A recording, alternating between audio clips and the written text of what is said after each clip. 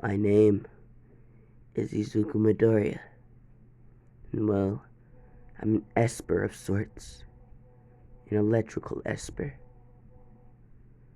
But that's not important at the moment. This is my life story, from beginning to end. How I became a god, or well, rather the rise of a god. Yeah, that has a nice ring to it. Izuku Midoriya, the rise of a god. Sit back, relax, and enjoy the story. We start my life out, well, we'll start when I was 4. 4 years old, my father had me strapped down to a table. All types of needles in me. I was drugged up, so I couldn't say anything. I looked around, and I saw him smiling. I heard him say, "You'll be my little project. Mommy doesn't have to know about this one." After he said that, he flipped a switch and I blacked out. 5 hours later, I'd wake up. I could feel my hands again. When I rubbed them together, I felt sparks. I didn't know what it was, but I knew the bastard did something to me. Seeing that, well, I was quirkless. And now that I have these little sparks, I assumed I had some type of power. I still couldn't speak. The bastard, well, he still had me on tons and tons of drugs, but I could move a bit and see everything and hear everything that was happening around me. Which meant I saw him when he damn near killed my mother. She came down because she heard weird noises. We were in the basement. I don't know why the bastard kept me here. He knew that there were going to be odd noises whenever he came down here. So she might have spiked her curiosity at some point. I don't know. He could have kept us at a facility or something. We could have been at a facility. This wouldn't have had to happen. But well, it did. When she came down, she wanted to divorce him after she saw what he was doing to me. He begged and pleaded, but she consistently said no. And she said she was going to call the cops, and this is where he stood his ground and said, "Shut the hell up, woman. Listen, that boy, he's quirkless. And I need him to make me as much money as I possibly can get. And if you get in my way, so Lord help me if you get in my way." I sat there watching him. He went to hit her. He smacked the shit out of her, sending her to the ground. By this one smack, her lip was bleeding.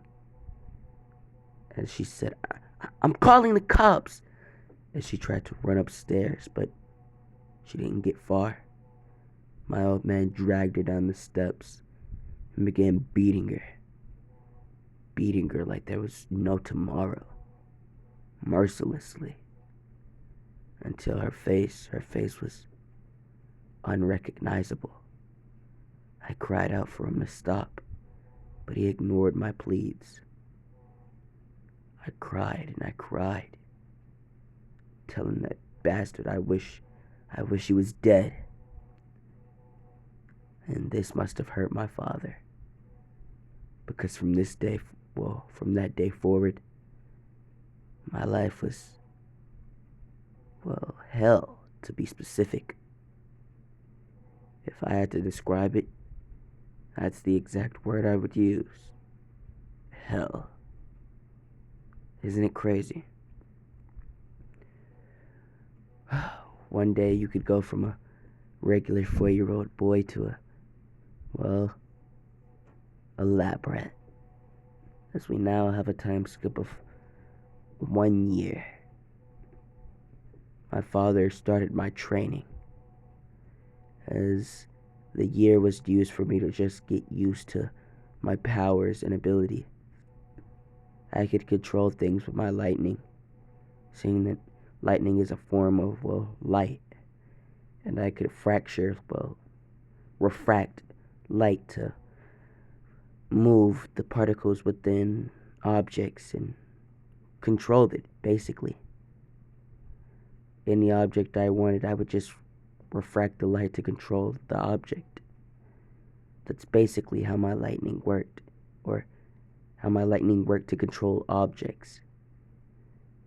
I could also form objects out of lightning, which was, well, more or less better, but I liked it more, so I'd stick with that, which is why the bastard forced me to consistently try to refract my lightning. He wanted me to do what was hard first and get that out the way. And this is why I hated him for it, because his methods were cruel and hard. He had once placed a boulder over my head. Only thing that was stopping the boulder from damn near crushing me to death was a rope in a tree. If that wasn't there, I'd be dead. The bastard said he was gonna cut the rope, and if I didn't want to die, I'd have to refract the light around it, to the point where it would crumble and disintegrate. I pleaded for him not to do it, but he counted down 3, 2, 1 as he cut the rope. As the boulder came falling down at high speeds, I concentrated and focused my damn hardest. I wasn't gonna die here. Oh shit, bless me. But yeah, as I was saying, I wasn't gonna die here. That bastard wasn't gonna kill me. I ended up refracting the light, but only to slow the boulder down a bit. The boulder, it was slowed, but it didn't disintegrate like the bastard wanted. So it barely missed my head, due to me, moving it a slight bit. The bastard wasn't okay with this, so he repeated this process over and over again until, I eventually completed the task. And just for good measures, he made me do it 3 more times afterwards. And each time, I would destroy the rock. And at this rate, I still hated my father and wanted to rebel. I'll let you guys keep track of my mindset. But yeah, he basically wanted me to submit to him, but I refused. I refused to let that bastard win. I refused to let my mother's will, disappear. I would live the life that she wanted. But that would all change when the torture began. After, 2 years of vigorous training using my electricity to refract light and whatnot, I was an absolute master of electricity. I could basically perform any task. I can even control other substances and elements with my lightning. All I had to do is refract the light around them as well. But after this vigorous training, my father decided to do a more gruesome training. Every morning of every day before school, he would take me down to some chamber, tie me up, and begin beating me. He'd beat the shit out of me. He'd give me doses of poison just to build up resistance. He'd shoot me, set me on fire. He damn near drowned me. I was in so many near-death experiences that, well, I awoke in something in both of my eyes. I called it, well, the lightning eye, or God's wrath is better. I like God's wrath. And God's wrath basically, well, it let me create weapons, enchanted weapons. And, well, my father, he would use this to a bunch of advantages. He would force me to create weapons that he would torture me with, saying that these were the only type of weapons that could hurt me. And I hated him. I hated him with every fiber of my fucking being. I hated him with everything I had. But there was a day when he broke me. You see, I had plenty of friends at my old school. 2 in particular were my best friends. Their names were Seth and Mina. Seth and Mina. He brought them there, or what seemed to be them, and he tortured them to death alongside me. And I begged him to stop, but he continued. And at the end of it, they both said, "Deku, why couldn't you save us?" As they died. Of course, these would only be clones, but I wouldn't have known that back then. And I'd have started laughing.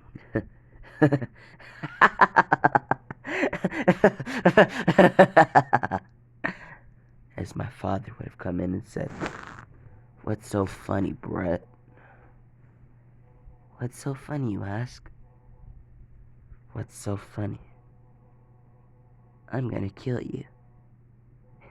Kill me? I created you. My creations can't kill me. Of course we can. Or I can, seeing that the other 2 are dead. Huh. So, how are you gonna do it? Like this? As my eye would open, as a sword would appear right behind the bastard. As it would almost, and I do mean almost, pierce the back of his neck. But he would dodge at the last second and appear in front of me, as he would grab my face and inch closer and closer towards my eye, until my body, it formed a shield around me, more like a suit of armor. It was the only thing protecting me from the bastard's wrath. So I was thankful for it. And for the first time in a long while, I actually got rest. But it wasn't good rest. Because, well, I had dreams and, well, nightmares, to be more specific, about my friends and how they were, well, tortured right next to me. How I couldn't help or save them. If I had this power, why couldn't I use it on them as well? Why did it only protect me? But what's up with that? I wanted to understand, well, why it would only protect me and nobody else. I finally came to the conclusion that God's eye was, well, the reason my electricity only protected me. I would have to have compatibility with other people, or form a kind of a, what's the word I'm looking for? Pact. Yeah. I would have to form a pact with that person if my electricity were to, well, protect them. I would have learned this by forming a pact with, well, a guinea pig. I'd have cut my hand and it would have started bleeding, and I'd have let the guinea pig drink my blood. And that was how the Zect was, or the fucking, what is that?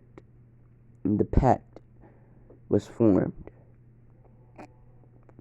But, yeah. And once the pact was formed, I was able to control the lightning around the young guinea pig as well, protecting him from that bastard and all of his cruel experiments. I used to think to myself, if I escape here, I'm gonna become a hero. I'll save people from this type of life. Things will be different. I have the power to make things different, so I thought. Well, I did, but not exactly. I wasn't prepared for the hardships that I would have to go through. All of the things that would make me me today would hurt me so badly. But we'll get into that when that comes around. As for right now, well, I'm still in the chamber. And in about 5 hours, once my father got back, I decided to have a little fun with him. As he would go to pick up the guinea pig, I would use the electric barrier around the guinea pig to send a devastating shock throughout my father's body. It would kill him, so to say. He'd be left in a comatose state. His head and, well, eyes were limp, and drool was coming out of his mouth. I would then go on to break the chains and call the police. Once they arrived, they asked me what happened, and I said, well, that bastard right there, well, he OD'd on drugs. But before he did that, he tortured me and my friends. That bastard also happens to be my father. Because they would have looked at me and said, wait, your own father did this to you? Because I would have nodded my head and said, he also killed my mother. Right in front of me. As I'd have a smile on my face. They would think I'm kind of crazy, but they'd shake it off, saying that, well, they needed to put me in an orphanage, saying that my father and mother were dead. And once I got to the orphanage, everything changed. For, well, the worst. People there, they thought that they ran me. Since I was the new kid, they thought they could boss me around. But I soon showed them that I wasn't one to be trifled with after the first bastard, second bastard, and one of the third bastards tried to challenge me. I put them to sleep with just a snap of my fingers, and from that day forward, people thought I was a demon. So, a lot of people didn't really like to talk and or associate with me. There were a few, though. A boy named Jen, and a girl named Kay. I would enjoy their company, but the fun would always come to an end as they were adopted, and I wouldn't see them ever again. They left me completely alone. Kay, she cried as she was leaving. It left stains on my heart. Pretty bad stains. I actually liked her more than just a friend. And I was actually planning on telling her this, but guess I waited too long. She was taken right from under me. Just like Jin was. My best friend, my best bro. We told each other damn near everything. Gone. Right from under me. I started to think that the orphanage had it out for me. seeing that everybody I associated with was, well, adopted a few days later. And well, one day I got curious about the outside world, seeing that I hadn't seen it in, well, 2 years. I would now be 7. And I would walk out of the orphanage, and I would walk off the property and look to the right. There I would see a bunch of body bags. I'd be scared as I'd still want to know what was inside of them.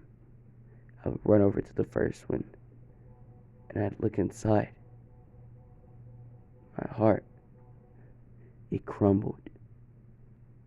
My judge on humanity was altered. Everything changed in that moment. In that exact moment, my fate was sealed. I knew what I had to do. I knew the bastards who did this had to be killed. Starting with the people at the orphanage. The people in this body bag. Or the person in this one specifically. It was Kay. Her throat was slit, and it looked like she had signs of being raped. So did Jin, and the rest of all of my associates. They were all dead. They tried to play it off by putting them in a ditch. Like that was gonna stop people from seeing them. Like hell it would. As I would walk back into the orphanage like nothing happened. And I'd go to my room.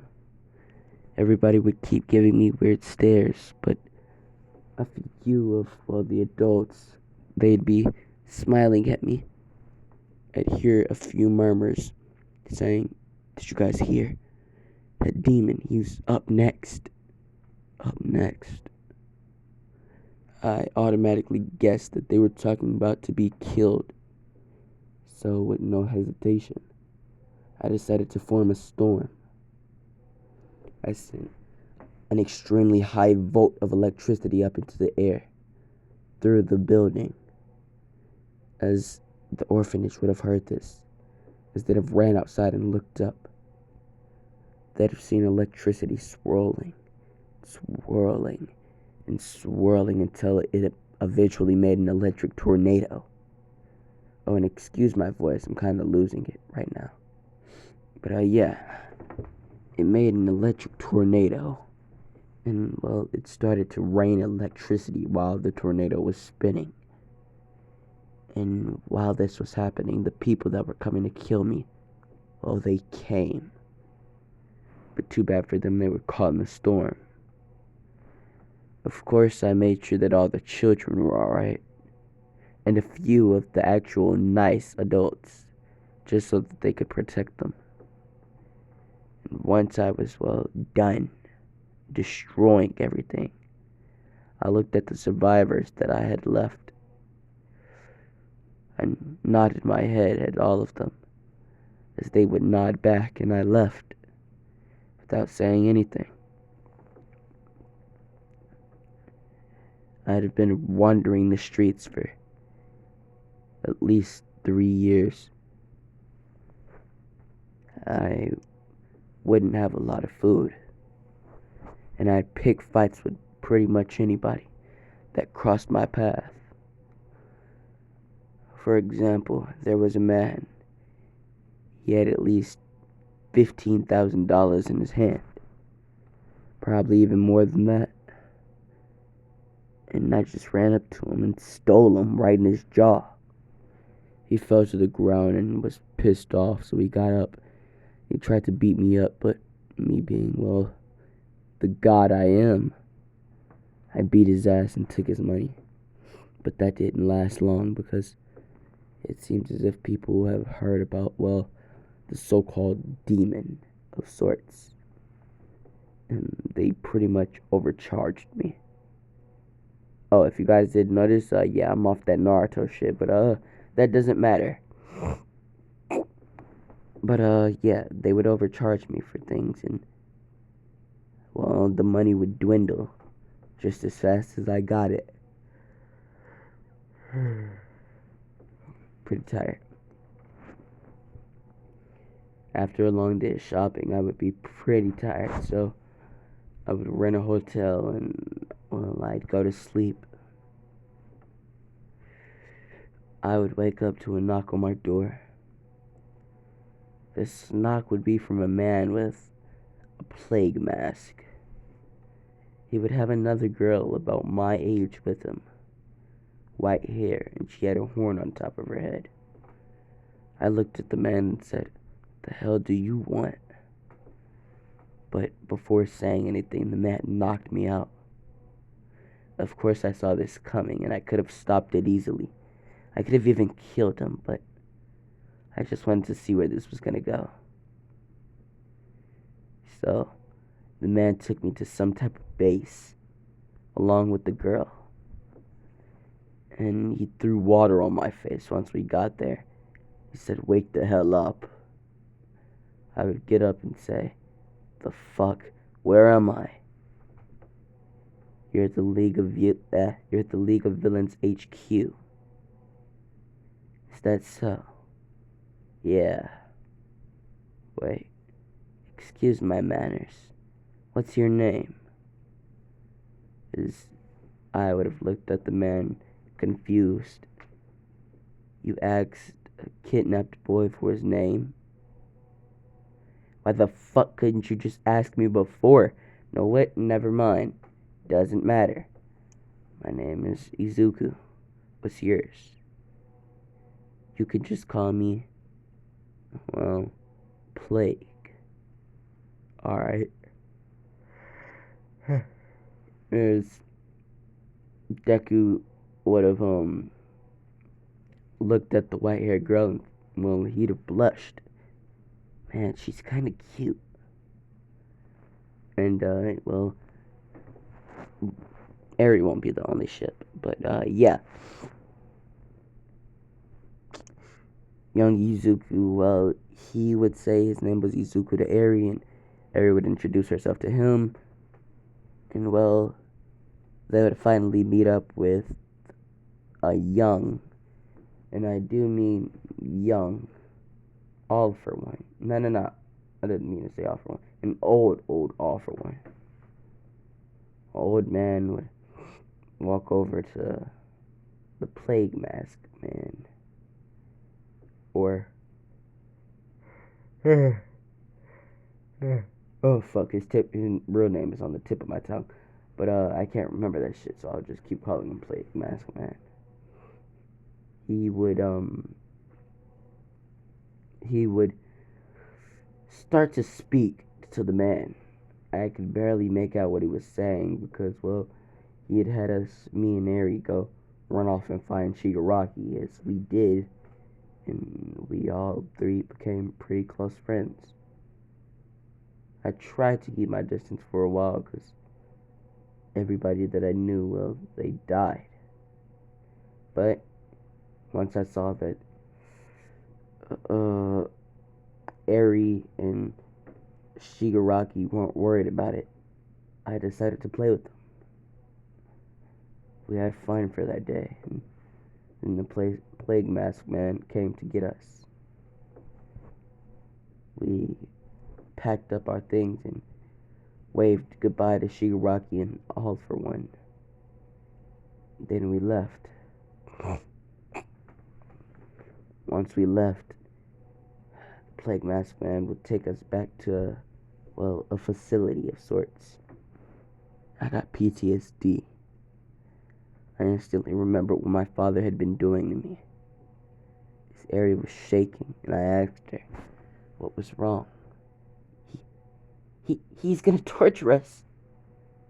As I just shook my head. "You'll be fine. Here, drink this." As I cut a piece of my finger, as she'd be disgusted, but I'd force it in her mouth, and with that, whoa, that sounded weird. Pause. but I forced my finger into her mouth with the blood, seeing that I needed to seal the pact. And once I did this, I would form an electric barrier around her. This would be protecting Ari from pretty much everything, and I'd keep it that way through the whole torture session. He wouldn't be able to get a cry out of Ari, and for that he tortured me 15 times worse, just 'cause. But I wasn't worried about it. Torture was nothing compared to my father's, which is why, after 3 years of being trained and, well, tortured, me and Ari had enough. We decided, well, that Overhaul needed to die. She would have rewinded Overhaul, well, back to a time when he was just a young boy, and I would have finished the deed by, well, taking a sword and killing the boy, chopping his head off completely, decapitating that bastard. As I'd have taken his mask and put it on as a souvenir just to fuck around with Ari. As we would have went through all of the rooms in there, freeing any prisoners that he had. They would have thanked us and left. The rest of his team, well, they weren't there yet. They didn't even know that they didn't even know that Offer when it talked to Overhaul. They're somewhere out on a mission, I believe. But just in case, Izuku would take fucking Overhaul's phone and he'd shove it into his pocket and say, just in case they call. You know what I'm saying? As Ari would have shaken her head, as Deku and Ari, well, they would have left the facility. Once they left, Deku and Ari, they came upon some pro heroes. As Deku would have said, excuse me. We were actually survivors at that local church orphanage that burned down. Do you guys happen to know anybody that could adopt us? As they would both look at each other and say, well, there's one person, but I don't know if she'd be good to be a mother. Please, we'll take anything, anybody, Izuku would say, or I would say. As they'd say, alright kid, fine. As I became firm and tough, being prepared for anything to walk out that door, except for what actually walked outside the door. There was a half-naked woman. She was beautiful, and I guess she was to be my mother. As the announcer would have said, alrighty now, we have 2 special guests in the building. As everybody would have paid attention to her, as she would have put it at us and said, BJ, Dion, get up there. I'm not Dion. By the way, that's my real name. But, not BJ. What the fuck? I'm hallucinating. I'm tired of shit. Fuck, what was I saying? Judge. Wait, what? Wait. Alright. Alright, I'm back. Okay.